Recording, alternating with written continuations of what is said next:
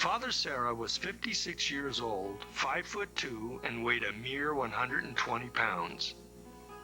He limped from a chronic leg infection, but he was the man for the job.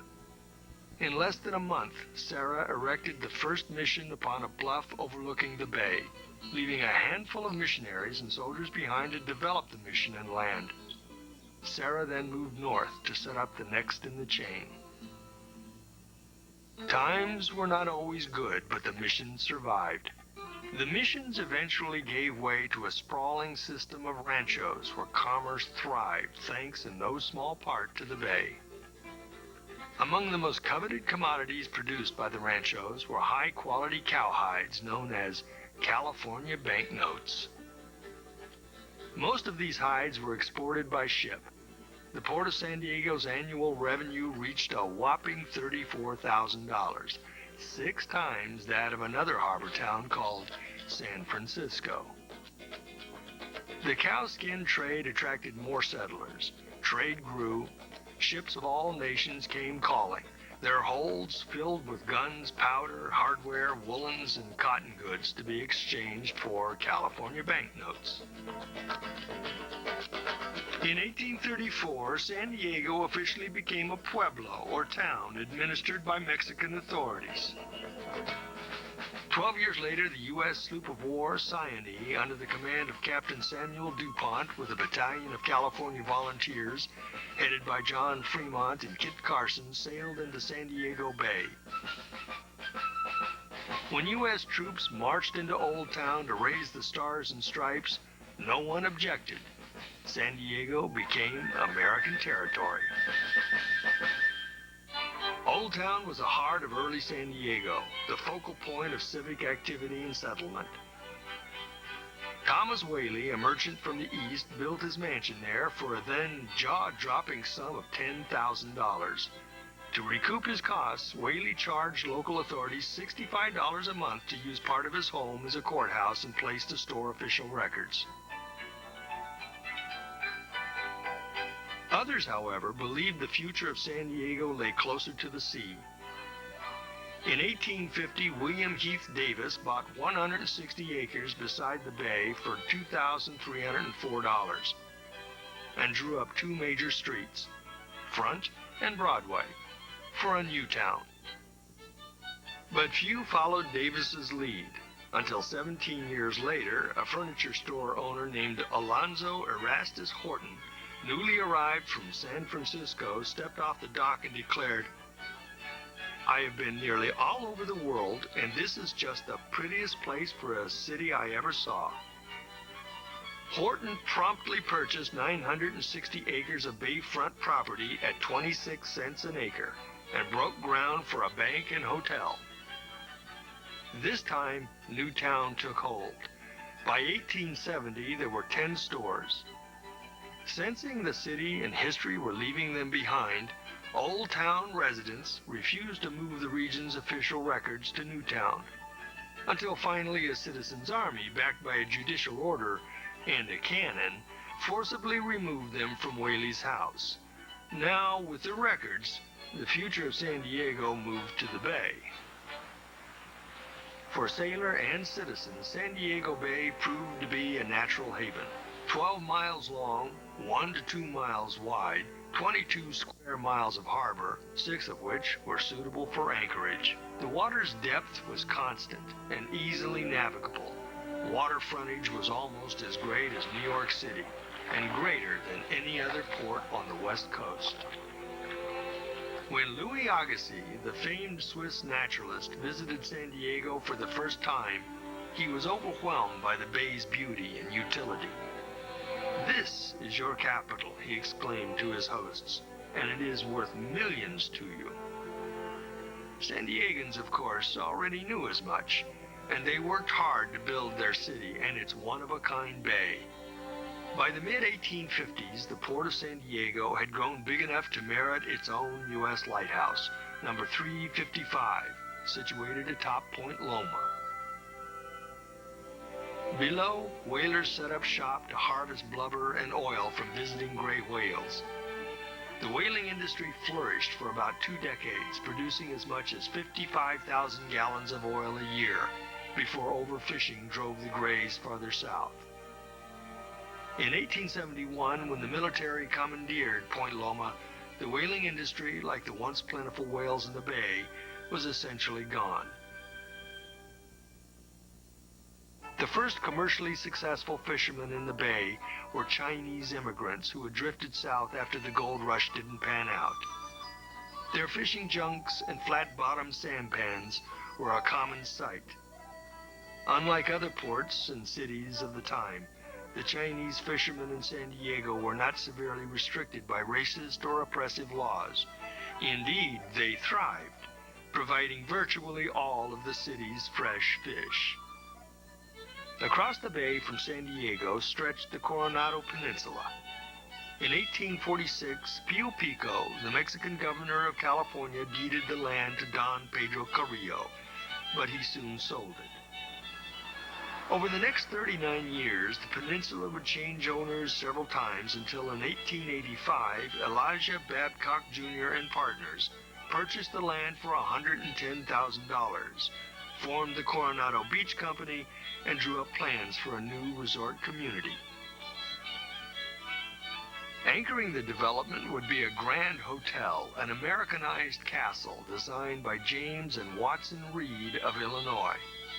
Less than 3 years later, the Hotel del Coronado opened its doors on February 19, 1888. It's said that in the rush to build, the Reed brothers actually never got around to producing a complete set of blueprints. No history of the Bay, or of San Diego for that matter, would be complete without mentioning John Dietrich Spreckels. Spreckels grew up in San Francisco, the son of a sugar magnate, but fell in love with San Diego during a visit in 1887. When the 1906 earthquake devastated his hometown, Spreckels moved to Coronado. He was the wealthiest man in town and invested heavily in it. At one time or another, Spreckels owned the city's streetcar system, 2 of its papers, most of Coronado and North Island, Belmont Park and Mission Beach, numerous downtown buildings, a theater, and the water company that supplied much of the county. It was said that Spreckels paid 10% of all the property taxes in the county.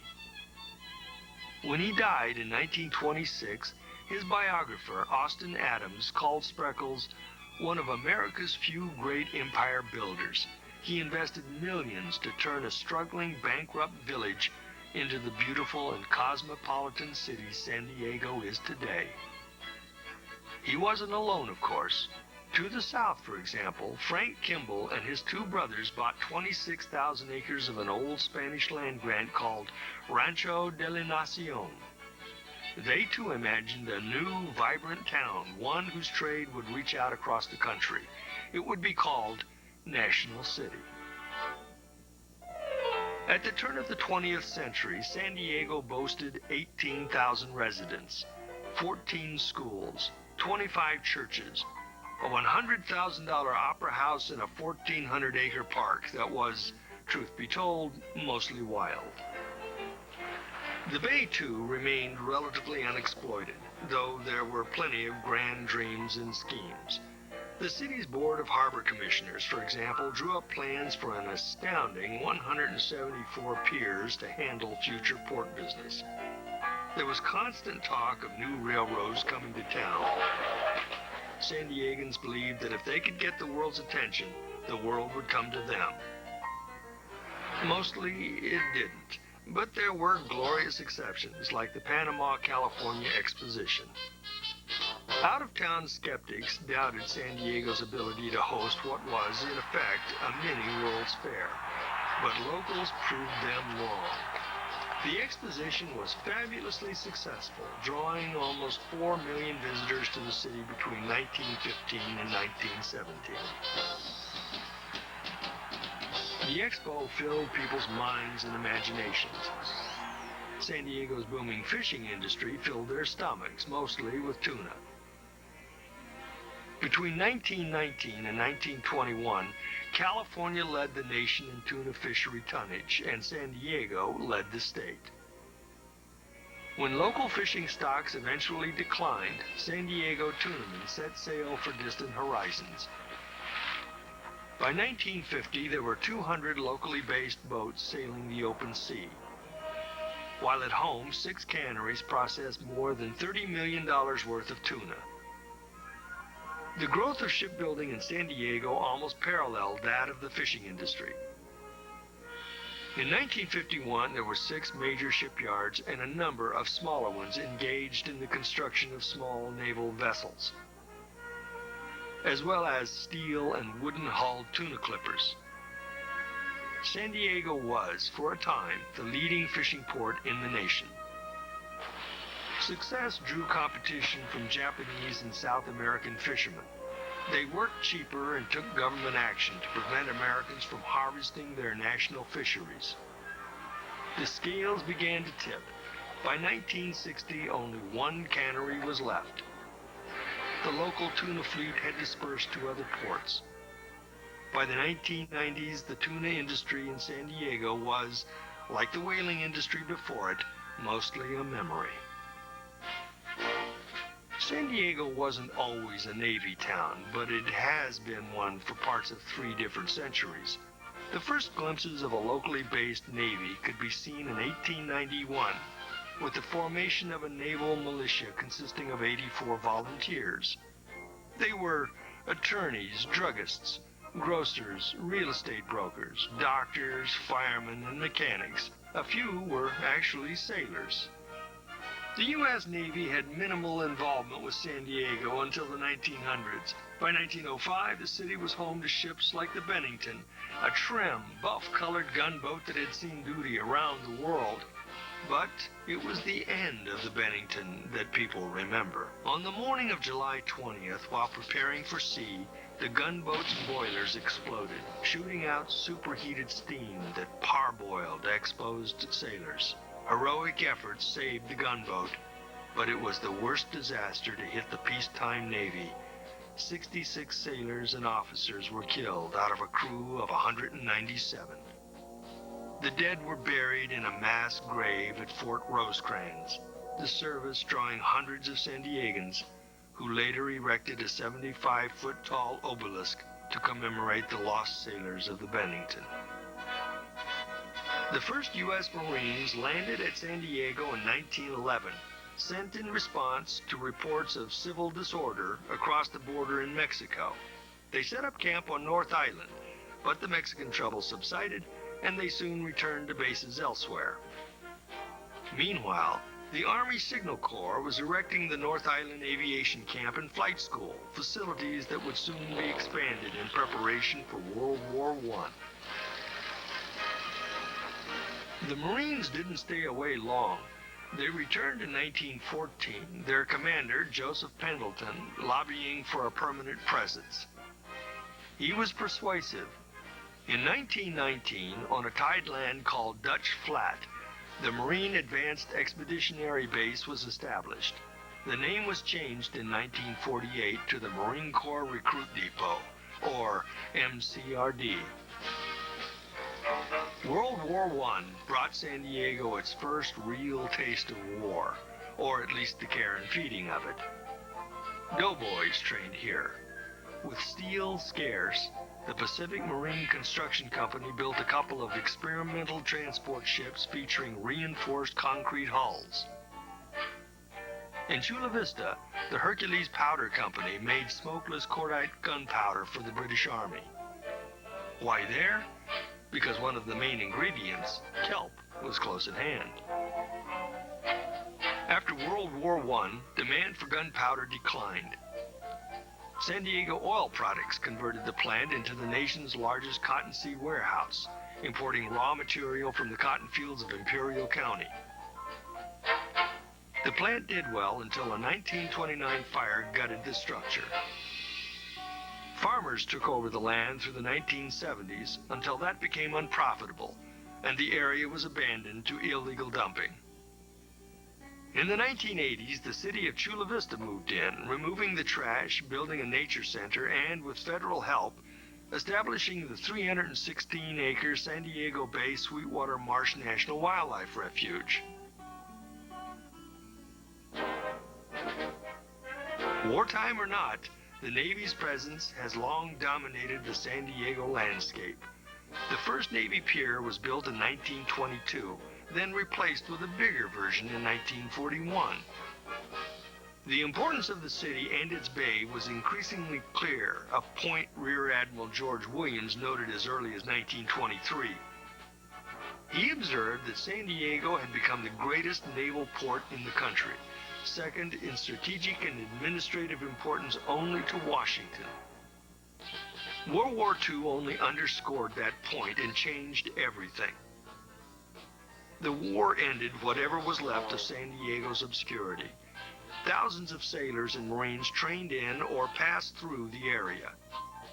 Thousands more civilians moved here during the war to work in defense plants such as Convair and Ryan. It was also during this time that Western entrepreneurs and politicians created some of the nation's most productive shipyards and aircraft factories.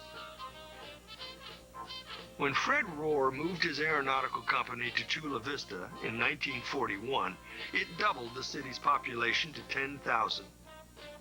When the war ended, San Diego's modern future began, with a lot more people willing to start and restart their lives here. San Diego Bay is a living thing, and so it changes with time.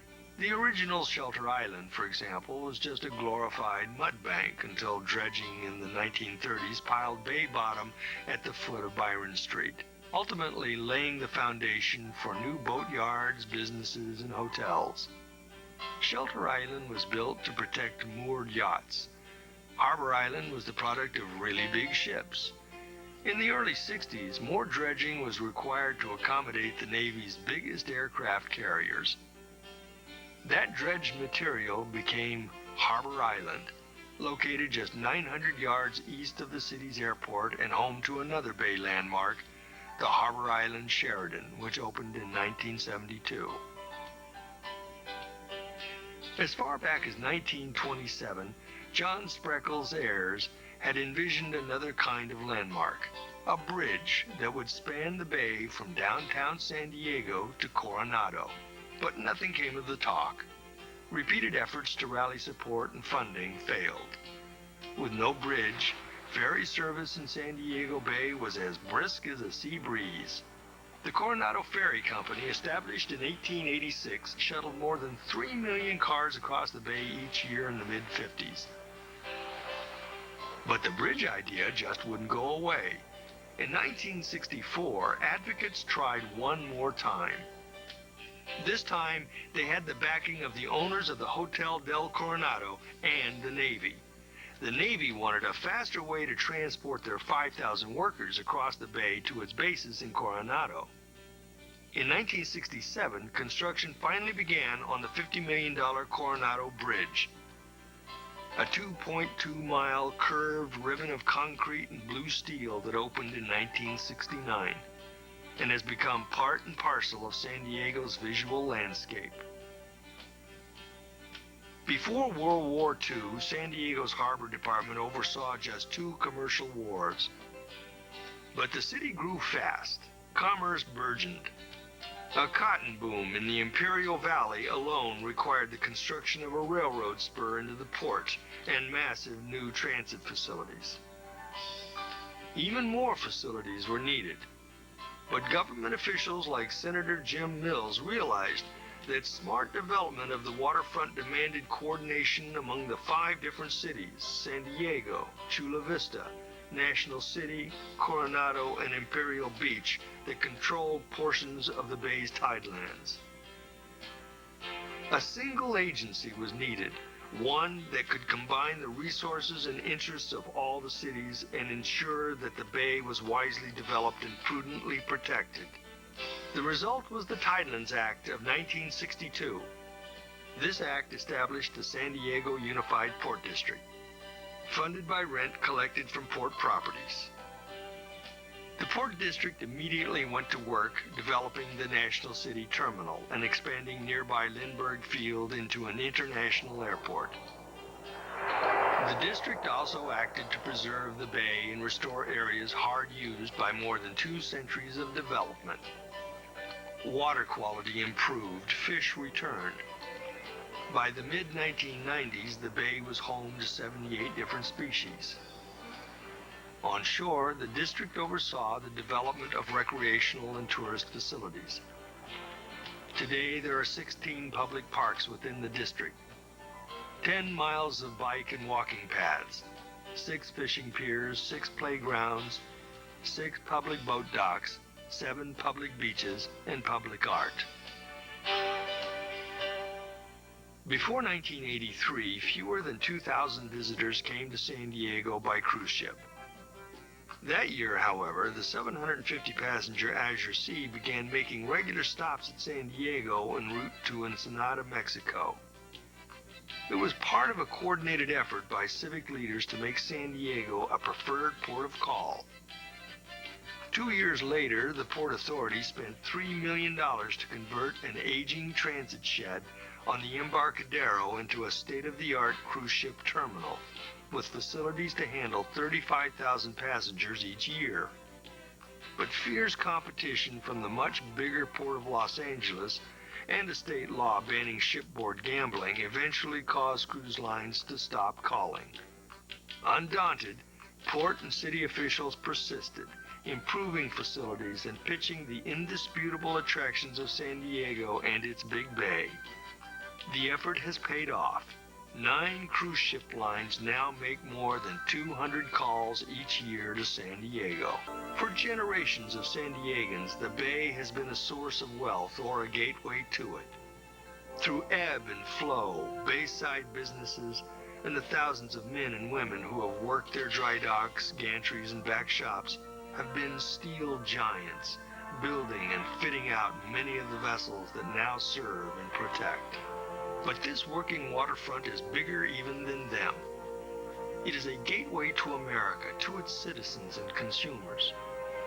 1 in 10 imported trucks and cars enter the United States through the Port of San Diego. 33 million bananas and 12 million board feet of lumber flow in and out monthly to markets around the country. Over 20,000 people work along San Diego Bay's waterfront. More than 38,000 San Diego County residents have jobs supported by port or water-dependent business. The Bay's contribution to the regional economy is over $8 billion annually.